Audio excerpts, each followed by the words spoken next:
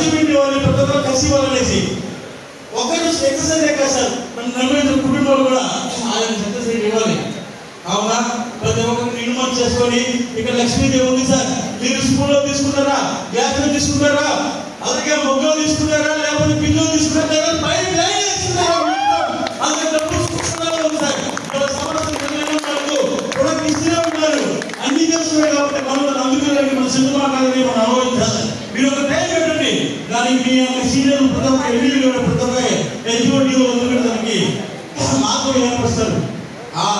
నిండు మనసులో మేమంతా కూడా దాన్ని నిమిడిపోయాము సార్. నిమిడిపోయిన సీనియర్ మీరు విజయం ఉపయోగించుకోండి. అద్భుతమైన విజయం సాధిస్తాము. మీ యొక్క కష్టాన్ని మీ కాంపౌండ్ వాళ్ళకి లోపల రాకుండా చేస్తాం సార్.